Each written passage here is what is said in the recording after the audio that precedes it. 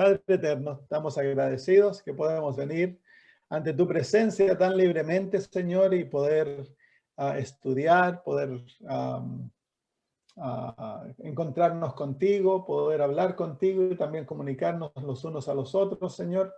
Gracias por tu amor, gracias por tu invitación que nos das, Señor, a venir al trono de la gracia confiadamente. Y es eso lo que estamos aprendiendo, aprender, Señor, a orar. Queremos pedir que al hacer esto tú nos enseñes, nos guíes, Señor, en el estudio, nos des sabiduría y nos des, Señor, no tan solo el deseo de aprender, sino que lo que es más importante, vivir y practicar las cosas que aprendamos, Señor. En el nombre de Jesús. Amén. Muy bien, estamos estudiando acerca de lo que se debe y lo que no se debe hacer cuando oramos. ¿Hay alguna pregunta que tengan de lo que estudiamos la semana pasada? Estábamos mirando al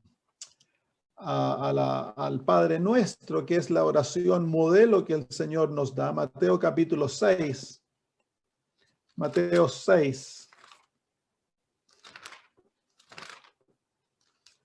Si tienen una pregunta mientras vamos hablando, siéntanse libres para preguntar.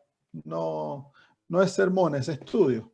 O para añadir algo, dar comentarios, lo hace más entretenido de esa manera. Vamos a Mateo 6, desde el versículo, vamos a leer desde el versículo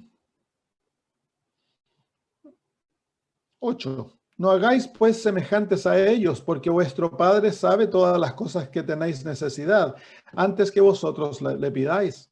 Vosotros pues oraréis así: Padre nuestro que estás en los cielos, santificado sea tu nombre. Entonces nuestras oraciones deben ser dirigidas a nuestro Padre. Nos comunicamos con Él como un Padre, con plena confianza.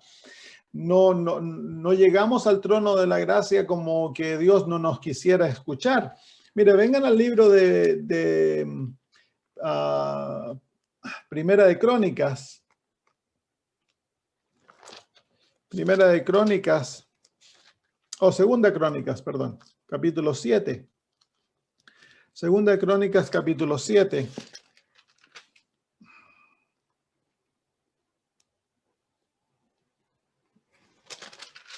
Y el versículo 14, esta es la respuesta a la oración de Salomón.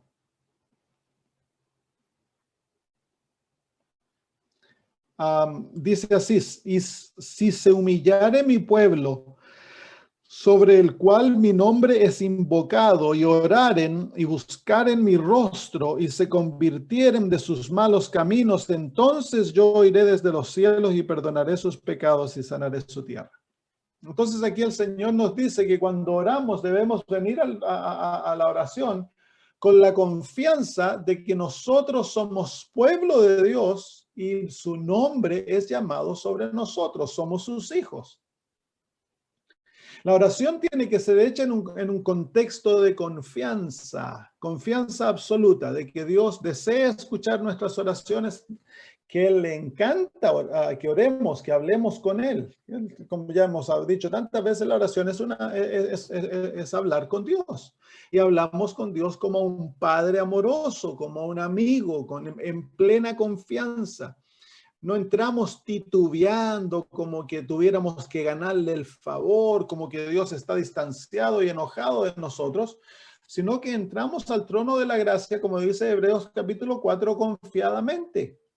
Y esa confianza la tenemos gracias a que Cristo Jesús es nuestro Salvador.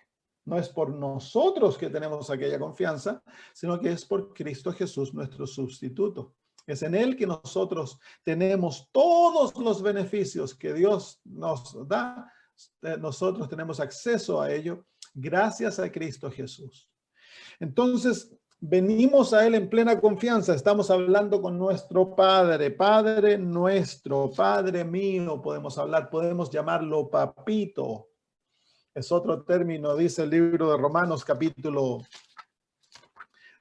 8, que nosotros por el Espíritu viviendo en nosotros tenemos el derecho de llamar a Dios Abba.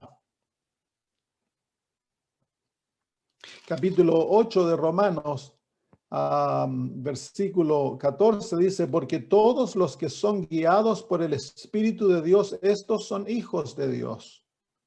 Pues no habéis recibido el espíritu de esclavitud para estar otra vez en temor, sino que habéis recibido el espíritu de adopción, por el cual clamamos, Abba, Padre. El Espíritu mismo da testimonio en nuestro espíritu de que somos hijos de Dios. Así, y si hijos, también herederos, herederos de Dios y coherederos con Cristo. Si es que padecemos juntamente con Él, para que juntamente con Él seamos glorificados. Así que tenemos el derecho, gracias al Espíritu que vive en nosotros, de llamar a Dios Abba. Abba es una manera cariñosa de referirse al Padre. Es como papito.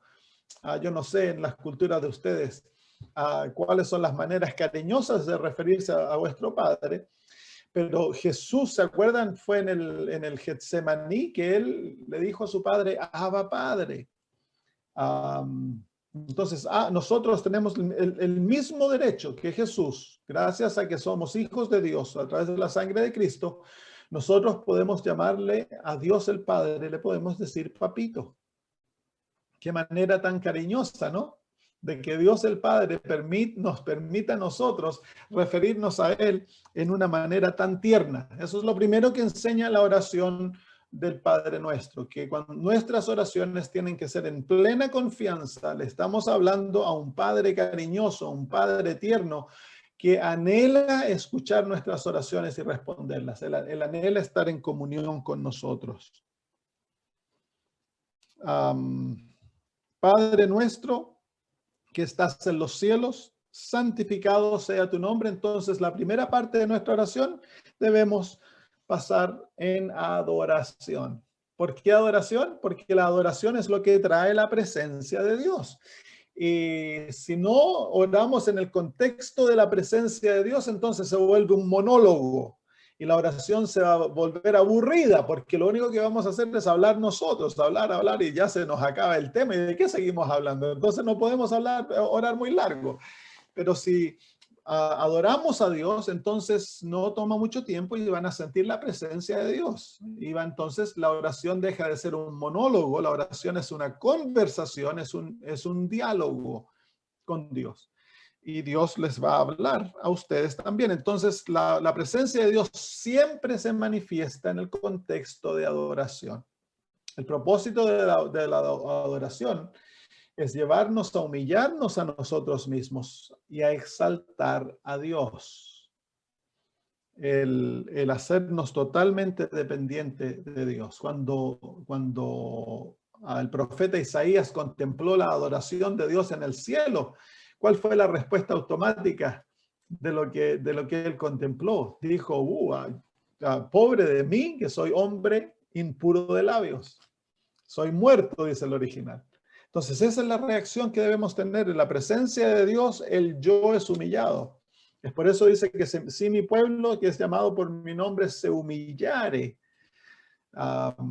Es una de las condiciones para poder entrar a la presencia de Jehová, el entrar humildemente. Porque Dios es un Dios humilde. Él rechaza al orgulloso y al altanero, porque Dios es humilde. Cuando Dios no buscó la autoexaltación, Dios buscó el despojarse a sí mismo para poder salvarnos. Y nosotros debemos tener el mismo espíritu, debemos exaltarlo a Él y nosotros humillarnos. La actitud que tenía Juan el Bautista, que dice que conviene que Él crezca y que yo disminuya, dijo Juan el Bautista. Y nosotros debemos tener la misma actitud. Y eso es duro para el ser humano, porque el corazón humano siempre anda buscando ser reconocido, sentirse importante, que nos soben la espalda, que nos hagan sentir que somos algo. Eso es egoísmo. Nuestro sentido de valor no ha de venir porque, bueno, yo soy alguien y tengo un título y quiero que me reconozcan, o lo que yo he hecho, que me hagan sentir valioso. Y muchas veces, tristemente, dentro de la iglesia eso se manifiesta. Nuestro sentido de valor debe venir simplemente por nuestra relación con Cristo. Cuando tenemos una relación madura con el Señor y es una relación continua, entonces ya ese deseo del alma va a ser saciado por Jesús y ya no lo buscamos más de los hombres. Eso se acaba. Cuando alguien anda buscando de que lo hagan sentir bonito, que lo hagan sentir impresionante o valioso o importante, es porque el alma está vacía. Cristo no ha llenado todavía el corazón. Cuando el corazón está lleno, está satisfecho y descansa. Ya no andamos buscando aquellas cosas. Tanto problema que se crea en la iglesia por eso, ¿no? Una hermana, hoy aquí cuando vengo a esta iglesia nadie se preocupa de mí, nadie me saluda. Y se ofenden y se van, dejan de asistir a la iglesia. En esta iglesia ni el pastor no me da ni la mano, no me ha venido a visitar el pastor. Que estos pastores les pagan y se gastan la plata, ellos ni se preocupan de la... Entonces, ¿qué ocurre? Nos vivimos preocupados que otros se preocupen de nosotros. Y el corazón está vacío. Eso muestra que estamos aún no saciados por Cristo Jesús. Entonces comenzamos nuestra oración alabando a Dios, humillándonos a nosotros mismos. Y luego dice el versículo 10, venga tu reino. Entonces aquí nos concentramos en orar por el reino de Dios, por la iglesia, por los hermanos, por la obra misionera, por las naciones, interceder por la nación en la cual nosotros vivimos para que el evangelio sea diseminado y almas se puedan convertir. Darle al reino de Dios prioridad. Y luego hágase tu voluntad, la sumisión de mi voluntad a la voluntad divina. Y aquí es tan importante entender esto porque muchas veces nosotros queremos imponer nuestra voluntad a Dios. Nosotros creemos que bueno, yo sé lo que es mejor para mí o lo que a mí me gusta. Especialmente viene el asunto cuando hay algo que yo realmente deseo. Yo deseo una carrera o me enamoré de cierta persona o algo valioso, hay un ser querido enfermo y yo deseo que se sane. Entonces ahora comienzo una carrera para imponer mi voluntad a Dios. Nosotros tenemos la libertad de pedirle a Dios todo lo que está en nuestro corazón. No hay límite en pedir, pero debemos aprender, mientras más rápido aprendamos esto, mejor para nosotros, de someter nuestras peticiones a la voluntad de Dios. Nosotros no sabemos lo que es mejor para nosotros. Dice aquí en el libro de Mateo capítulo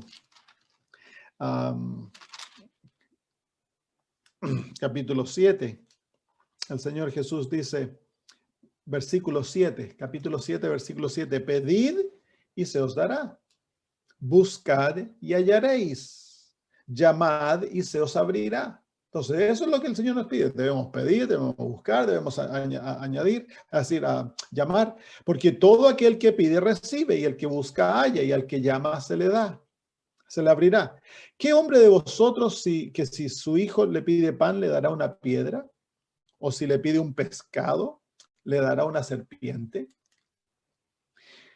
Pues si vosotros siendo malos sabéis dar buenas dádivas a vuestros hijos, ¿cuánto más vuestro Padre que está en los cielos dará buenas cosas a los que le piden? Entonces ahí está. El Señor nunca nos va a dar algo malo, porque Él compara eso. Si nosotros siendo malos sabemos dar buenas cosas a nuestros hijos, ¿cuánto más Dios nos va a dar buenas cosas a nosotros? Pero el problema es que a nosotros no nos parece que los dones de Dios a veces son buenos. Y entonces nos desanimamos, nos desesperamos y creemos que hemos de tomar nosotros el toro por los cuernos y asegurarnos nosotros nuestra vida, porque pareciera de que Dios no nos responde a nuestras oraciones o no nos da lo que a nosotros estimamos por nosotros mismos que es bueno. Entonces la fe demanda que cuando nosotros pedimos, hemos de someternos a la voluntad divina y pedir que Él haga su voluntad y que responda de acuerdo a lo que Él ve que es mejor para nosotros. Y la seguridad que tenemos es que Dios siempre nos va a dar lo bueno. Entonces ahora yo por fe he de entrenarme a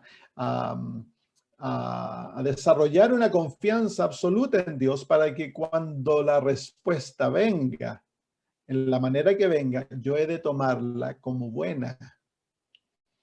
Y a veces cuesta aquello porque a nosotros nos hemos acostumbrado a evaluar las cosas de un punto de vista de la carne. Si esto me complace, si esto me hace feliz, si esto me gusta, entonces es bueno. Por ejemplo, nosotros tomamos una persona, un hermano no encontró un buen trabajo, le están pagando bien, le está yendo todo bien, pero hermano, el Señor lo está bendiciendo. ¡Qué bendición más grande! ¿Y qué pasa con el hermano que el Señor no le ha dado el trabajo y está enfermo y las cosas están marchando mal? ¿El Señor no lo está bendiciendo? El apóstol Juan, el apóstol Pablo, cuando cuenta de sus, vamos a ver esto, vengan al libro de 2 Corintios capítulo 12.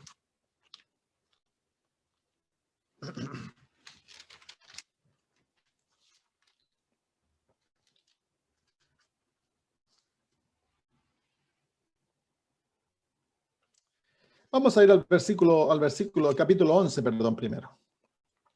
Miren, vamos a ver cómo el apóstol Pablo describe su experiencia como apóstol. Dice el versículo 23, son ministros de Cristo, como si estuviera loco hablo, dice. Yo más. Y miren ahora cómo él comienza a describir su ministerio. En trabajos más abundantes, en azotes sin números, en cárceles más, en peligros de muertes muchas veces. De los judíos 5 veces he recibido 40 azotes menos 1. 3 veces he sido azotado con varas, 1 vez apedreado, 3 veces he padecido naufragio. 1 noche y 1 día he estado como náufrago en alta mar, en caminos muchas veces, en peligros de ríos, peligros de ladrones, peligros de los de mi nación, peligro de los gentiles, peligros en la ciudad, peligros en el desierto, peligros en el mar, peligros entre los falsos hermanos, en trabajo y fatiga, en muchos desvelos, en hambre y sed, en muchos ayunos, en frío y desnudez. Pregunta, ¿está siendo el apóstol Pablo bendecido? ¿Está Dios respondiendo sus oraciones? ¿Le está dando lo que es bueno? El apóstol Pablo no se queja. Y miren ahora, vengan al capítulo 12. Dice, versículo 7 dice, para que la grandeza de las revelaciones no me exaltase desmedidamente, me fue dado un aguijón en mi carne, un mensajero de Satanás que me abofetee, para que no me enaltezca sobremanera, respecto a lo cual 3 veces he rogado al Señor que lo quite de mí. Y me ha dicho, bástate mi gracia, porque mi poder se perfecciona en la debilidad. Por tanto, de buena gana me gloriaré más bien en mis debilidades, para que repose sobre mí el poder de Cristo. Por lo cual, por amor a Cristo, me gozo en las debilidades, en afrentas, en necesidades, en persecuciones, en angustias, porque cuando soy débil, entonces soy fuerte.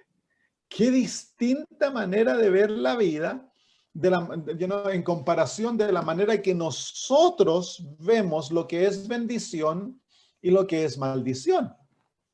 El Señor Jesús dice, benditos sois vosotros pobres, y a los ricos los llama malditos. Pero nosotros lo vemos de la otra punto de vista. Nos quejamos ante Dios, Señor, ¿por qué tú le das a los ricos que mira que son malos, que aquí, que allá, y a nosotros? Y nos quejamos ante Dios.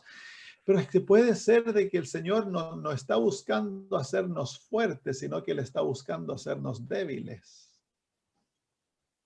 para que en nuestra debilidad se perfeccione su fortaleza. y enseñarnos a vivir en Cristo, no en nosotros mismos. Somos naturalmente independientes, naturalmente somos altaneros, buscamos hacer nuestra propia voluntad. Y eso está en contra del plan de Dios para nosotros. Entonces, cuando pedimos, cuando oramos, hemos de buscar la voluntad divina y permitir que Él obre para gloria suya y para bien nuestro, porque todo lo que Dios hace es para bendecirnos, no es para herirnos. Si Él tiene que herir, Él hiere con propósito eterno y hiere para que la sanidad traiga bendición, hermanos. Entonces hemos de aprender en la oración demanda que nosotros hemos de vivir por fe. La oración y la fe trabajan juntas. Sin fe es imposible agradar a Dios. Sin fe, hermanos míos, no vas a comprender el plan divino para tu vida y no vas a poder aceptar la voluntad divina, porque la voluntad divina es tan extraña a la experiencia humana. Sus planes son tanto más altos, sus pensamientos tantos más altos que nuestros pensamientos. Entonces, el Señor desea enseñarnos a ver como Él ve. Él desea que nosotros aprendamos a pensar como Él piensa. Y la disciplina, si no hay experiencia, es dura, porque uno no sabe lo que el Señor está haciendo. Entonces uno tiende a desesperarse. Pero hay que tener paciencia, que el Señor haga y deshaga de acuerdo a su voluntad, porque Él tan solo sabe lo que está haciendo. Es tan importante el aprender a someterse a la voluntad divina y morir a mi propia voluntad. Como lo estudiamos cuando aprendimos en cuanto al morir al yo. La muerte al yo, la crucifixión del yo. Eso debe ser una experiencia diaria, una experiencia momento a momento. Muy bien. Vamos de vuelta a Mateo 6. Hágase tu voluntad como en el cielo, el versículo 10, así también en la tierra. El anhelo de la vida nuestra debiera ser que la voluntad de Dios sea hecha. Y en toda área de la vida, nosotros hemos de someternos a aquello. Versículo 11. El pan nuestro de cada día, dánoslo hoy. Entonces, ahora las peticiones de nuestras necesidades. Quiero que se den cuenta que la oración que el Señor Jesús enseña no está basada tan solo en pedir, pedir, pedir, pedir. Pero tristemente muchos cristianos lo único que hacen es pedir, pedir, pedir, pedir. La oración es comunión, es conversación. Y hacemos eso de distintos ángulos y parte de ella es la petición de nuestras necesidades. El Señor desea que nosotros traigamos nuestras necesidades ante su presencia. Es algo natural. Él desea que nosotros hagamos aquello. Mire, vengan aquí a Mateo capítulo, el mismo libro de Mateo, en el capítulo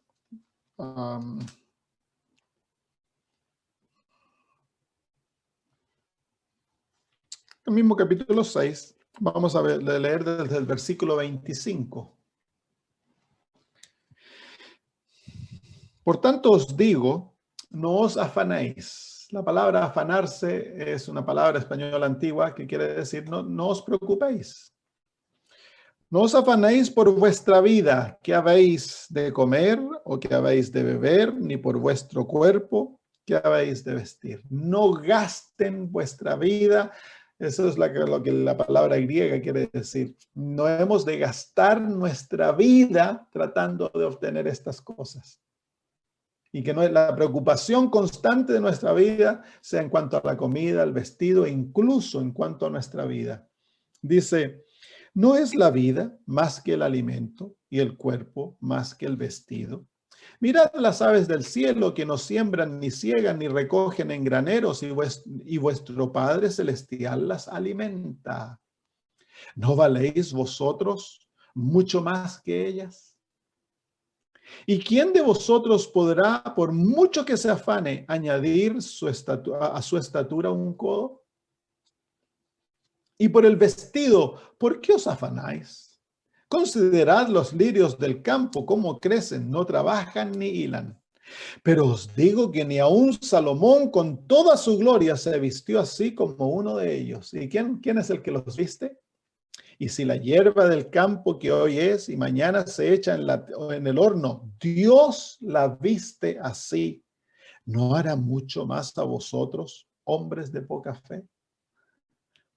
No os afanéis, pues, diciendo que comeremos, o que beberemos, o que vestiremos, porque los gentiles buscan todas estas cosas, pero vuestro Padre Celestial sabe que tenéis necesidad de todas estas cosas. Entonces, una vida centrada en lo material, en satisfacer mis necesidades, en preocupándose de cómo voy a comer, cómo voy a poder pagar esto, cómo voy a poder hacer otro, no está cumpliendo el plan divino. El plan divino es que sus hijos vivan sin preocupación, como las flores, como los pajaritos. ¿Por qué? Porque tenemos un Padre Celestial que se preocupa por nosotros.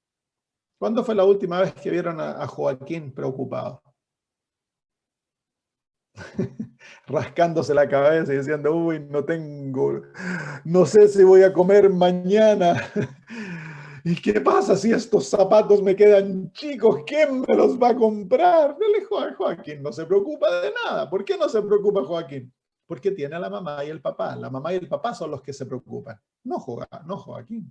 Es lo mismo. Nuestro Padre Celestial sabe que tenemos necesidad de todas estas cosas. Pero ¿cuánto pasamos, nos metemos en deudas tratando de satisfacer nuestros gustos y deseos? Vivimos de esclavos de otros hasta el cuello. No podemos, a veces la gente, los adventistas no pueden ni pagar el diezmo. ¿Por qué? Porque bueno, están tan preocupados de ellos. ¿Qué pasa si me quedo sin dinero? Entonces son infieles en el diezmo, infieles en las ofrendas y cortan las bendiciones divinas. ¿Por qué? Por la preocupación de satisfacer mis necesidades. Eso es egoísmo. Si tenemos un Dios que se preocupa por nuestras necesidades, nosotros debiéramos preocuparnos de las necesidades de otros. Y mientras más damos, más recibimos. Y luego dice el Señor Jesús, mas buscad primeramente el reino de Dios y su justicia, y todas estas cosas os serán añadidas. Y yo puedo testificar de eso. Puedo testificar de eso. Tantas maneras de que Dios prueba constantemente de que él está preocupado. La semana pasada me quedaban, antepasada, tenía que pagar el arriendo, tenía, ¿cómo se llama? Unos dólares en la cuenta. Me parece que les conté esta historia, pero se la repite todo. Y tenía que pagar mi diezmo y el Señor había puesto de que tenía que ayudar a algunas personas. Así que una vez que pagué el diezmo y mandé el dinero a otros países para ayudar a personas, me quedé con los brazos cruzados, no tenía ningún centavo para pagar el arriendo. Son $600 a la semana y lo pago cada 2 semanas, así que son $1,200, un montón de plata. Incluso aquí en Australia es bastante dinero. Pero el Señor, ¿cómo se llama? Después, cuando llegó el día de pagar el dinero, abrí la cuenta el día jueves en la mañana y habían llegado exactamente $1,200. Y un poquito más ya pude pagar el dinero, ¿cómo se llama? El diezmo por eso. Pagué mi arriendo y por 2 semanas, feliz. Yo ya no me preocupo. Esta semana tengo que pagar mi arriendo, no tengo dinero en la cuenta, yo sé que voy a poder pagarlo, así que no hay para qué preocuparse. Si yo tengo un Dios que se preocupa por mí, ¿por qué yo voy a andar preocupado por mí? La preocupación no sana nada. Mi parte es cuando tengo necesidades, es presentarlas en oración ante Dios. Y dice en el libro de Filipenses,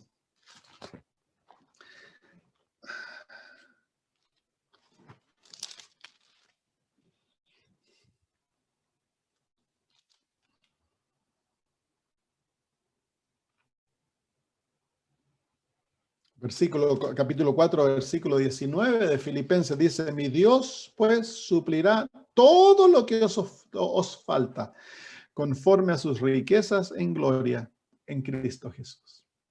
¿Cuánto nos va a suplir Dios de lo que nos falta? Dice todo. Y Él lo hace de acuerdo a sus riquezas en gloria. Dios no es un Dios tacaño. Ya lo aprendimos eso cuando vimos a Dios, el carácter divino, y aprendimos de que Dios es un Dios generoso. Y Dios desea darnos generosamente. Entonces el Señor me ha enseñado a mí a no meterme en deuda. Si yo deseo algo, tengo necesidad o deseo algo, porque nosotros deseamos, yo se lo pido al Señor. Y espero que Él me diga sí o no. Cuando Él me dice sí, yo te lo voy a proveer. No tengas problema, entonces yo espero. No hay necesidad de andar corriendo, de ir a sacar crédito y meterse en deuda y después estar apretados. No, esa es la manera de que el mundo hace las cosas, hermanos. Los hijos de Dios deben aprender a esperar en el Señor. A esperar en el Señor. Si para Dios, ¿qué es para Dios? Tener que darte dinero para arreglar el auto, pagar las cuotas de la casa, lo que sea. Para Dios no tiene necesidad de nada. Si te enfermas y te quedas sin trabajo, Dios todavía puede proveer.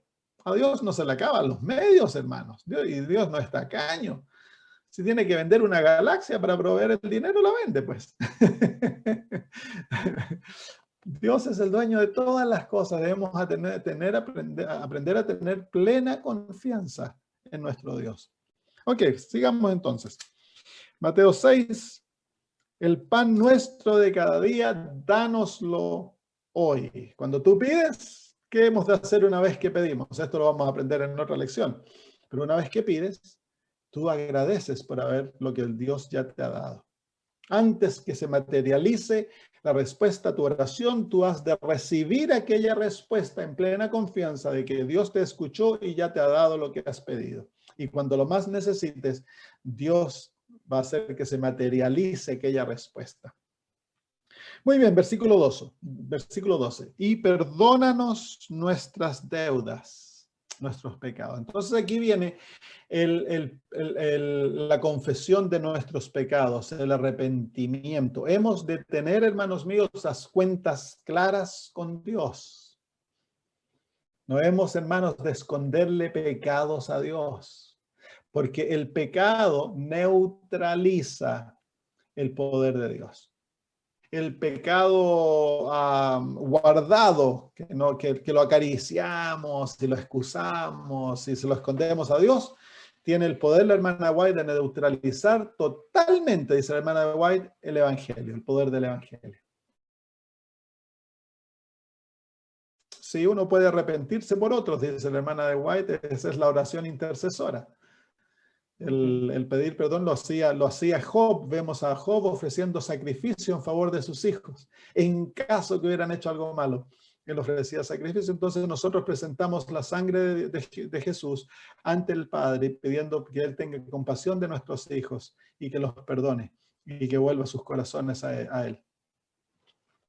Entonces, la necesidad, queridos hermanos, de confesar nuestros pecados abiertamente ante Dios. El pecado tiene el poder de enceguecerte. Nunca debemos excusar lo malo. Tú puedes ir ante el Padre y reconocer ante su presencia que estás haciendo algo malo, que te gusta hacer esto que es malo, que está en contra de su voluntad, pero no se lo escondas. Y pídele a Él que cambie tu corazón y que transforme la manera que tú ves aquello que es malo. Por ejemplo, ¿te gustan las películas? No se lo escondas al Señor, anda y cuéntale. Señor, a mí me gustan las películas. No estoy dispuesto a dejarlo en este momento. Por favor, cambia mi corazón. La oración debe ser totalmente honesta. Pero no debemos vivir en abierta violación de la voluntad divina, escondiendo lo que a Él, lo que tú sabes que es malo. Tuve la semana pasada, me llamó un hombre llorando, ¿no? De que su matrimonio está malo, que aquí, que allá, y luego eventualmente, como una hora de hablar, me soltó la pepa que estaba viendo a otra mujer, hermano adventista. Entonces, y él buscando excusas para poder excusar el pecado. Hermanos, el pecado es pecado.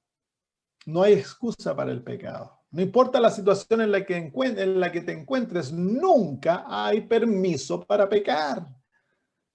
Y tu pecado nunca es el resultado de otros. Cuando tú pecas, tú has escogido pecar. Y es por eso que debemos tener responsabilidad propia y confesar nuestros pecados sin echarle la culpa a nadie. El hecho que tú cometas adulterio, le puedes decir que mi esposa era así o mi esposo era acá y que aquí y que allá. Puedes tú tener todas las culpas, todas las excusas, pero ante la ley de Dios, cuando tú escogiste ser infiel, el pecado es tu culpa. Y va así para todas las ramas de nuestra vida. Y no hemos de excusar lo malo desde lo pequeñito. Por ejemplo, tomar café, tomar alcohol, fumar, ser enojones, ser déspotas, orgullosos.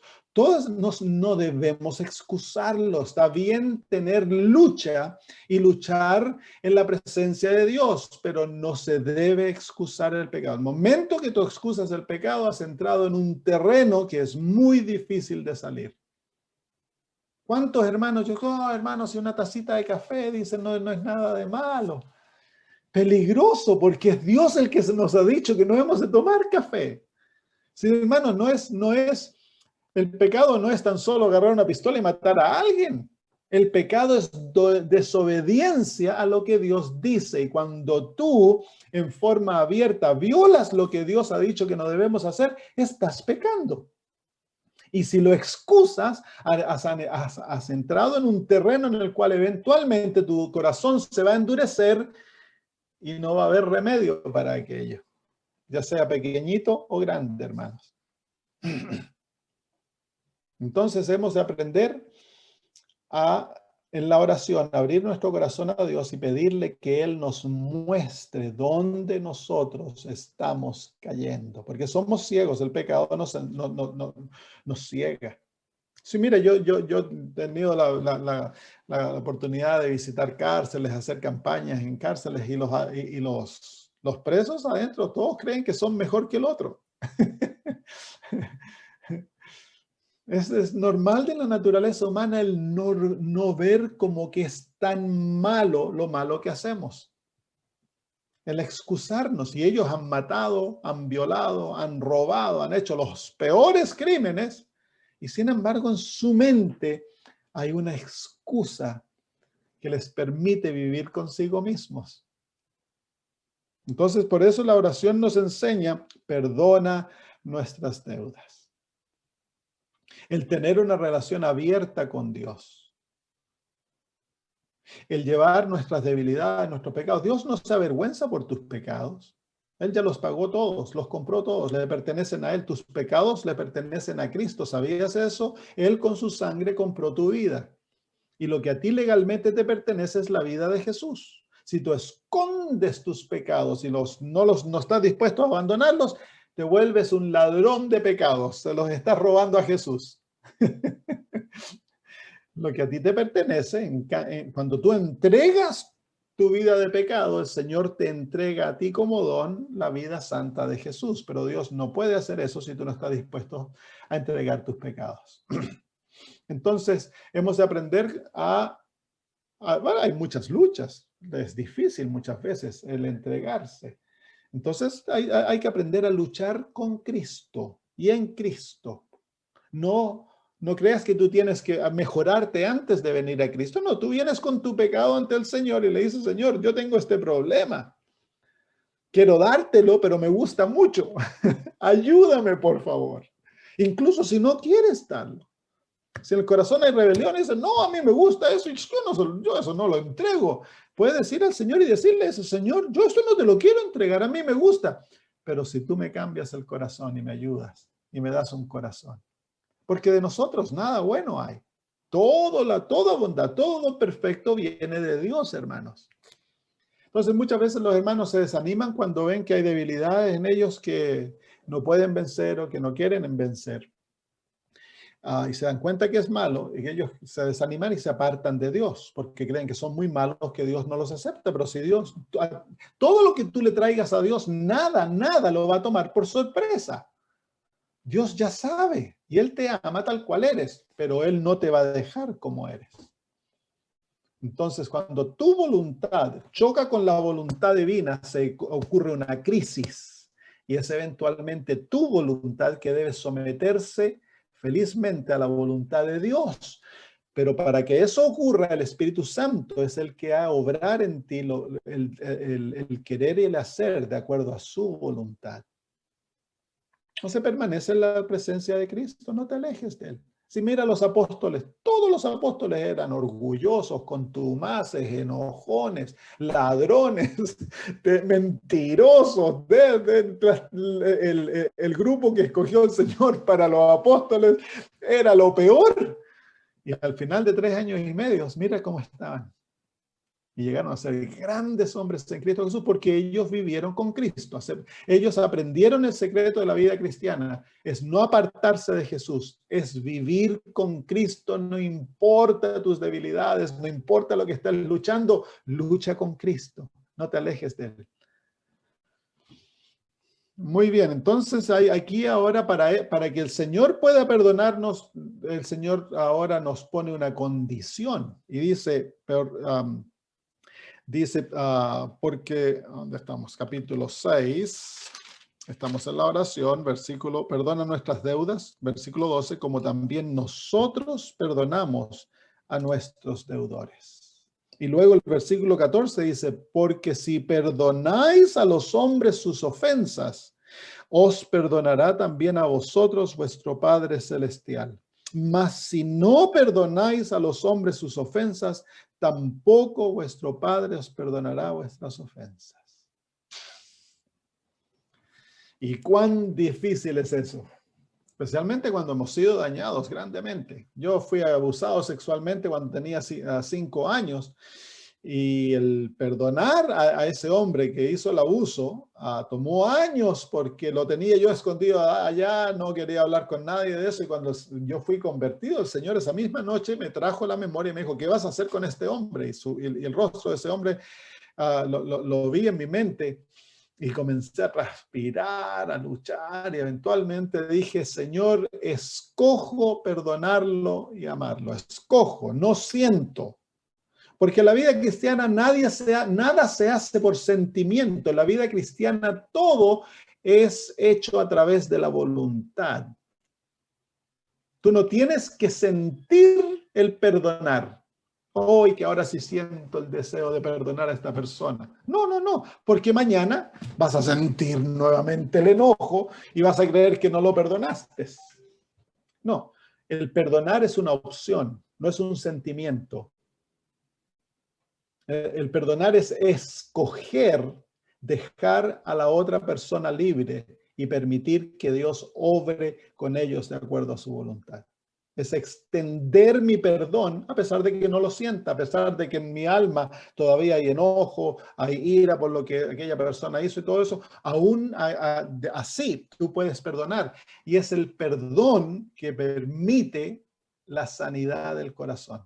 Si tú no perdonas, no hay sanidad. Y saben ustedes que la gran mayor cantidad de las enfermedades vienen como producto del hecho que las personas llevan rencores, iras, amarguras en el alma que no están dispuestos a perdonar. Y la falta de perdón es violación del 6º mandamiento, porque la falta del perdón lleva odio contra otros, que es matar, y te está matando a ti. Así que la falta de perdón es violación del 6º mandamiento que dice no matarás.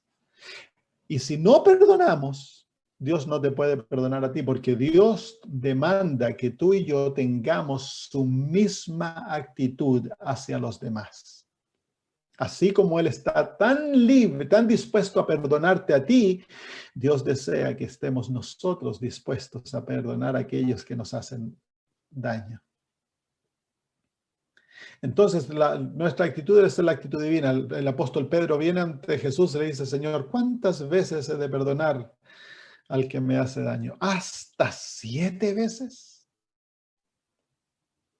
Y el Señor Jesús le dice, no, hasta 40, hasta 70 veces 7, 490 veces. Por supuesto, lo que el Señor está diciendo es que nuestra actitud debe ser una actitud que no tiene límites. Y la hermana White, tomando ese versículo, dice que si la misma persona nos dañara 490 veces en un día, hemos de perdonarlas, porque así es Dios con nosotros.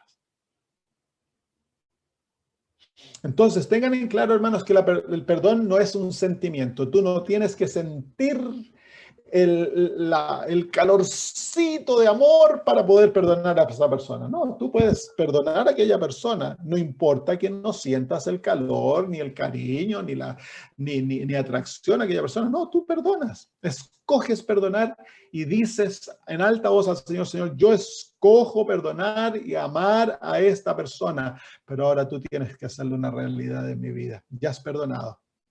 Los sentimientos, el cambio de la disposición va a venir a medida que viene el tiempo. Y cuando entonces ahora el enemigo trae ante tu mente lo que aquella persona te hizo, tú en vez de comenzar a pensar en aquello, tú le dices, no, yo ya lo perdoné y por lo tanto lo he dejado en las manos del Señor. Ya no acarreas la ira ni nada de esas cosas.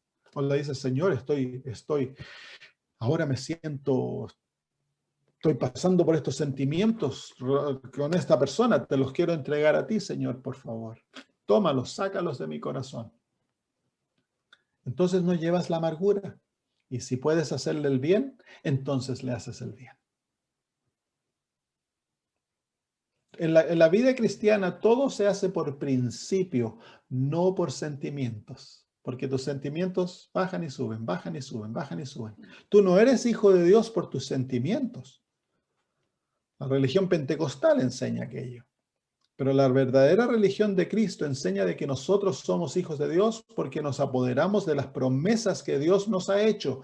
Y aquellas promesas no cambian. Mientras tú por fe te aferres a las promesas de Dios, eres hijo de Dios. Tus sentimientos estén arriba o estés abajo, te creas buen cristiano, porque a veces despertamos o todo está yendo bien y nos creemos súper cristianos. Pero después terminamos con la cara en el barro y nos sentimos débiles, pensamos que Dios nos abandonó y que somos tan malos, bueno, para nada. Eso no tiene nada que ver con la vida cristiana. La vida cristiana está basada en lo que Dios dice. Mientras tú te aferres por fe en lo que Dios dice, todo marcha bien. Y es lo mismo Dios espera de nosotros. Si tú dices que perdonaste a tal persona, Dios lo toma como hecho que lo has perdonado. El cambio de los sentimientos, el cambio de tu actitud va a venir con el tiempo. Ahora hay veces que si puedes, el tratar de restituir a aquella persona, el enviar una carta, el hablar con la persona es necesario. Pero a veces la relación ha sido tan destruida que no se puede, pero escribir una carta y decirle, expresar el perdón a aquella persona, para que aquella persona también tenga la posibilidad de salvación. Después de todos Dios desea salvarnos a todos. Amén. Muy bien, versículo 13, y con esto terminamos. Y no nos metas en tentación, mas líbranos del mal, porque tuyo es el reino, el poder y la gloria por todos los siglos. Amén. Entonces terminamos aquí con el área espiritual, terminamos pidiéndole al Señor que nos libre de la tentación. Eso es hablar con Dios en cuanto a nuestras debilidades, el tener una relación abierta y decirle, Señor, estoy luchando con esto, estoy realmente sintiéndome débil en esta área. Por favor, ayúdame aquí, Señor. Entonces, el hablar con Dios acerca de la tentación que estamos sufriendo abiertamente, Dios no se avergüenza de ti. Tienes debilidades, no importa la debilidad que sea, anda y habla con el Señor y pide que Él te libre. En el libro de Judas se nos da una promesa muy linda. El libro de Judas, versículo 24, tiene un puro capítulo. capítulo 1, versículo 24 de Judas dice, y a aquel que es poderoso para guardaros sin caída y presentaros sin mancha delante de su gloria con gran alegría. Entonces, Dios es el que nos guarda del pecado. Dios es el que nos guarda de no caer. ¿Cuál es nuestra parte? El aferrarnos a Él, el tomar su brazo, tomar su mano y tener una relación totalmente abierta con Dios. Que el corazón esté siempre clarito, que esté limpio, que esté liviano, que no haya en tu conciencia nada que te esté cargando porque se lo estás escondiendo a Dios. Momento que te sientes cargado, defraudado, anda donde el Señor. Caes, anda donde el Señor. Estás triste, anda donde el Señor. Todo lo que pasa en el alma es oportunidad para la oración. Todo, todo. Cuando vivimos la vida de esa manera, entonces vamos a tener una vida feliz. No importa las circunstancias que lleguen a nuestro alrededor. Muy bien, ¿hay alguna pregunta, hermanos?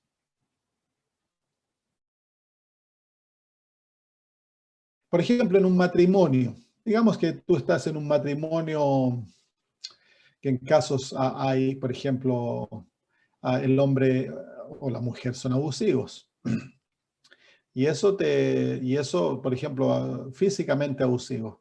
Es un ejemplo que estamos usando. El hombre es, bueno, hay mujeres también que son abusivas, así que, pero vamos a usar el ejemplo del hombre, que es el ejemplo. Yo he conocido hombres que la mujer le pega. No es tan común como que el hombre le pega a la mujer, pero también yo he conocido casos donde la mujer le pega al hombre. Y es más difícil porque por la concepción social el hombre le da vergüenza decir que la mujer le pega.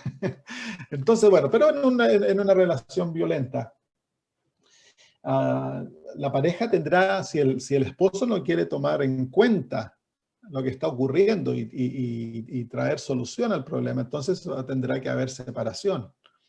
Pero no puede haber divorcio. Pero la esposa, para protegerse a ella, pues tiene que, ¿cómo se llama?, separarse para proteger a ella y a los hijos, y el esposo es violento con los niños.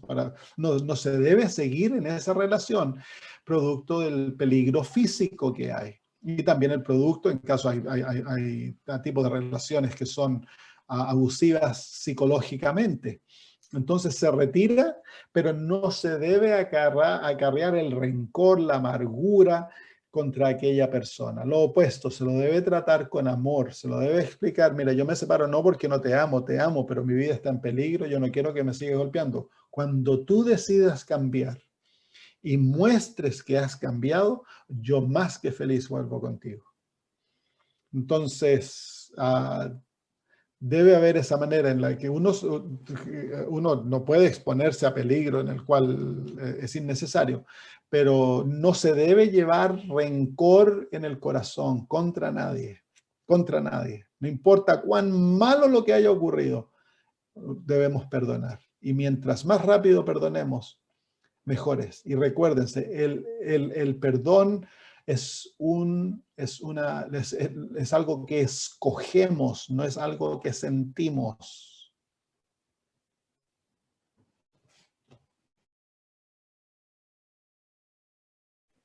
Sí, no, el Padre Nuestro no es un rezo. El Padre Nuestro es una oración modelo. El Señor no espera que repitas el Padre Nuestro. Eso no tiene valor. Claro, a veces es lindo. Por ejemplo, usamos las Sagradas Escrituras y le presentamos versículos a Dios en nuestras oraciones.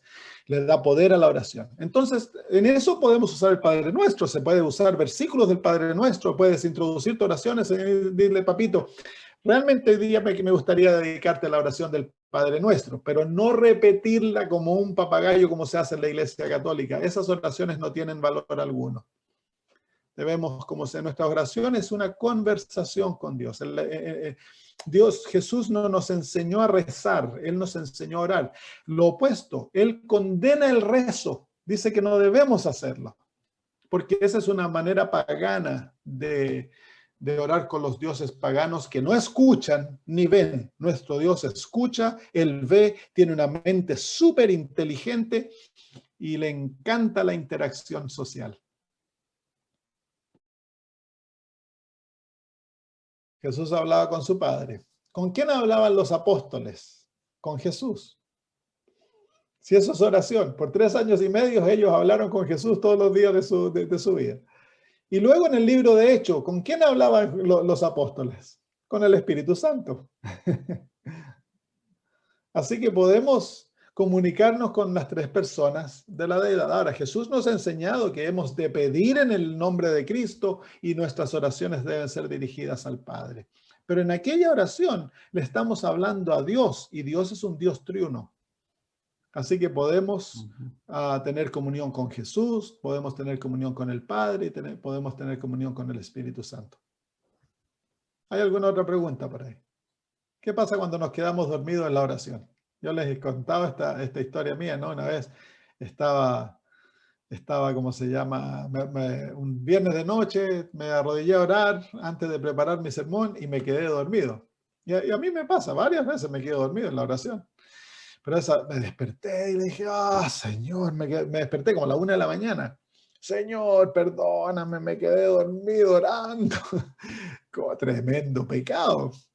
Entonces el Señor me habló y me dice, hijo, cuando tus hijos eran pequeñitos y tú los ponías en tu pecho y se quedaban dormidos en tu pecho, ¿cómo te sentías tú?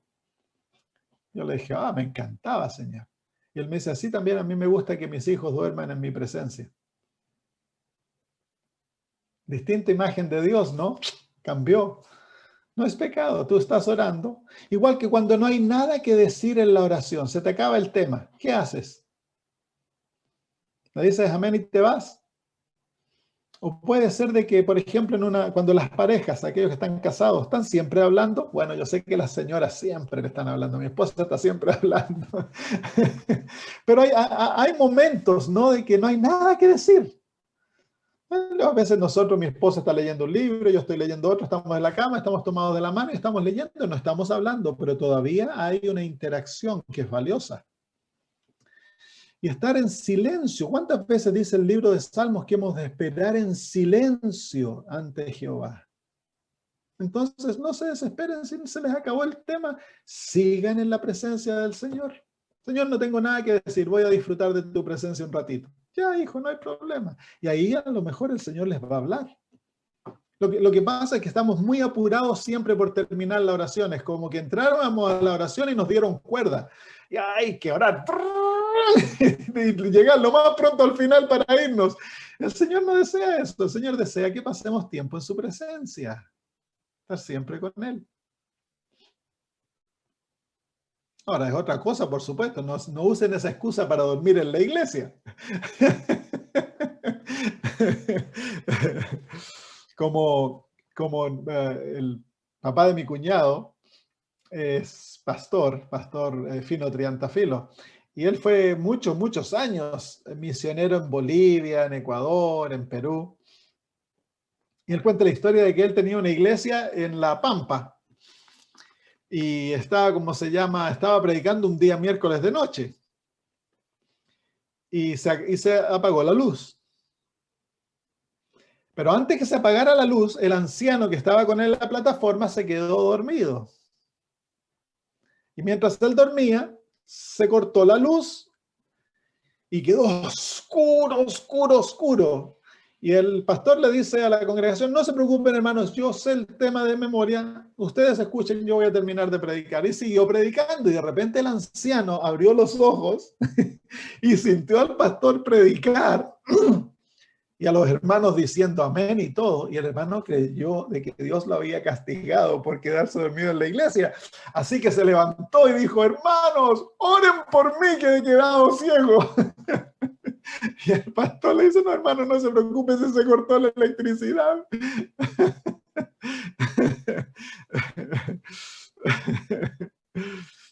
Así que no, podemos sí, hay veces que nos quedamos dormidos en la oración, no se preocupen hermanos. Yo en las noches oro hasta que me quedo dormido y duermo en la presencia de Dios. La mañana me despierto, hola papito, estoy despierto.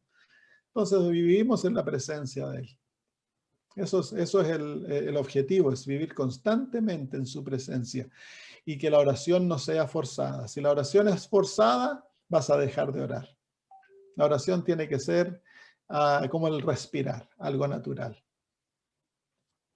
Muy bien, hermanos, al menos que haya alguna otra pregunta, algún comentario.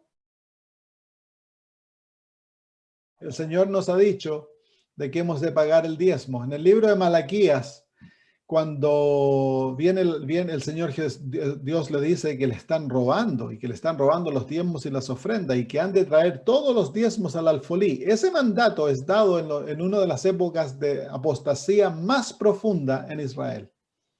Okay. Así que la apostasía, que los pastores sean flojos, que la conferencia no está haciendo, no es excusa para que nosotros dejemos de devolver el diezmo a donde el Señor nos ha pedido que devolvamos el diezmo. Y el devolver el diezmo ha de ser devuelto a la iglesia. No deje que nadie le diga otra cosa porque no hay mandamientos ni hay citas de la hermana de White que nos enseñe otra cosa. La hermana de White, ella cuando habían personas que no querían dar el diezmo a la iglesia, se lo daban a ella y ella pagaba pastores que no recibían salario.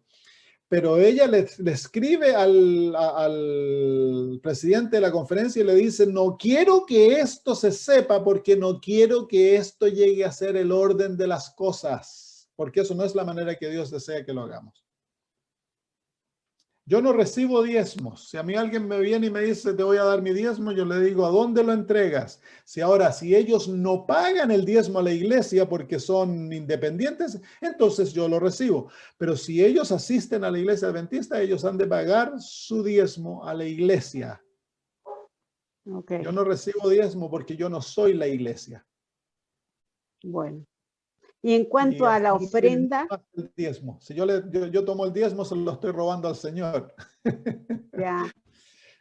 Israel, yo calculo que Israel más o menos Dios le pedía que daban 50% de lo que ellos recibían. 4 de esos 50 eran diezmos. Habían 4 diezmos en Israel. Se los he explicado, ¿no? El primer diezmo es el diezmo que nosotros damos a la iglesia. Ese es el diezmo que nosotros pensamos como diezmo, que va derechito a la iglesia. El segundo diezmo era un diezmo que se acumulaba, se ahorraba en la casa, se presentaba a Dios, pero luego se comía en el pueblo, se traían en el año del diezmo, se sacaban todos los diezmos y se le daba de comer a los levitas, a los pobres, a las viudas, a los huérfanos y se celebraba en el pueblo. El tercer diezmo eran las ofrendas. El cuarto diezmo era como un ahorro, que Dios decía de que se acumulaba ese diezmo, se llevaba al templo, se presentaba ante Dios, se le agradecía a Dios y luego se comía ese diezmo o se cambiaba por efectivo y tú podías comprarte lo que tu corazón deseara. Y el quinto diezmo venía en el hecho de que los pobres podían comer, si tú tenías árboles frutales, un pobre podía entrar a tu patio y comer frutas hasta que él quisiera, sin sacarlas del patio. Si tú tenías una granja, cuando cosechabas la granja, no podías cosechar los bordes, se dejaba todo para las viudas y los huérfanos. Si se te quedaba producto en el campo, no lo podías ir a buscar, tenías que dejárselo para los pobres y los viudas y los huérfanos. Entonces Dios les enseñó al pueblo de Israel a ser generoso, muy generoso. Y en la generosidad, hoy día Israel aún practica el dar 25% de lo que ellos guardan, de lo que ellos ganan. Entonces nosotros debemos aprender a ser generosos, hermana. ¿Qué hacemos con el diezmo? Déselo a la iglesia. Dios va a juzgar lo que la organización hace por la iglesia, por ellos. Los pastores han de ser pagados. Si ellos están abusando de su tiempo, Dios los va a juzgar. Las ofrendas. Bueno, la iglesia local necesita dinero. Debemos pagar nuestras ofrendas a la iglesia local, parte de ellas. Si yo diezmo mi segunda ofrenda, mi ofrenda es diezmada, pues digamos que $100 de aquella ofrenda, yo puedo darle $20 a la iglesia y quedo con 80, y de esos 80 yo voy a decir, bueno, le voy a dar a esta viejita y le voy a dar a este pastor de allá y le voy a atender a este misionero, voy a enviarle a tal persona. Entonces usted divide aquella ofrenda porque usted puede distribuir la ofrenda como usted desea. Pero que no se deje la iglesia local sin fondos. porque la iglesia de Dios debe tener fondos para hacer toda su obra. ¿Qué les parece si oramos?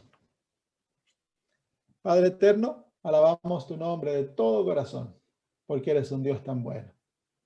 Y creaste, Señor, la oración, el medio a través del cual tenemos directo acceso a ti. Y podemos, Señor, comunicarnos contigo como nuestro papito, hablarte como el ser que nos ama más que nada en este universo.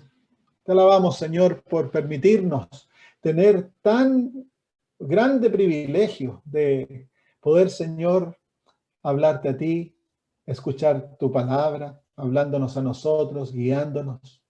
Padre, enséñanos a orar. Pedimos que pongas en nuestro corazón tu espíritu y que Él nos haga hombres y mujeres de oración. Que anhelemos y nos deleitemos en estar en tu presencia. Que no corramos, Señor, que no nos olvidemos de orar, sino que la oración llegue a ser el pulso de nuestra vida, Padre. Bendice a mis hermanos allá, Señor, en Argentina, en Ecuador. Acompáñanos, llénalos de tu poder. Guíalos, Padre, y llénalos de tu espíritu para que sean luces en el mundo en el que viven. Gracias, Padre, en el nombre de Jesús. Amén.